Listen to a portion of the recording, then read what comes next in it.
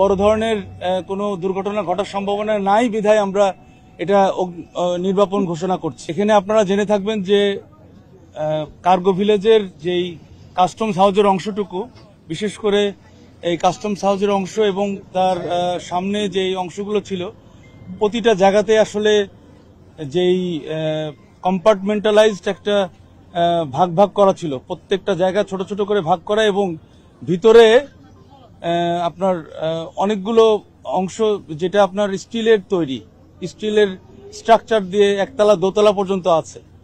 এখানে অনেক কম্বাসেবল ম্যাটেরিয়াল ছিল, মানে হ্যাজার্ডাস যে ম্যাটেরিয়াল, এর লোডটা অনেক বেশি, মানে অকুপেন্সি লোডটা অনেক বেশি, যেটার জন্য আমাদের এত সময় লেগেছে।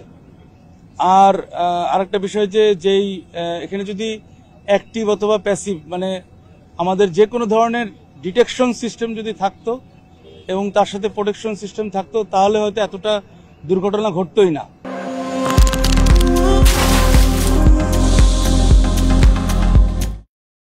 এই ধরনের কোনো বিষয় আমরা এখানে পাইনি, যার কারণে আমাদেরও বেগ পেতে হচ্ছে, আমাদেরও তদন্ত করে বের করতে হবে আসলে কখন কিভাবে এই আগুনটা ধরে। যাই হোক, আমাদের নির্বাপন দিলেও যেহেতু এখানে স্টিল স্ট্রাকচারের ইস্যুটা অনেক বেশি, এরা হিট অনেক অ্যাবজর্ব করেছে এবং হিট এখনো রিলিজ করছে।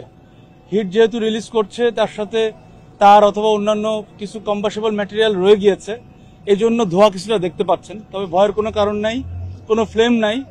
আর ফ্লেম যদি হয়ও, তাহলে আমাদের 4টা ইউনিট এখানে অবস্থান করবে টিল যতক্ষণ পর্যন্ত আপনার এই ধোঁয়াগুলো থাকবে। আশা করছি যে বড় ধরনের কোনো দুর্ঘটনা ঘটার সম্ভাবনা নাই বিধায় আমরা এটা নির্বাপন ঘোষণা করছি।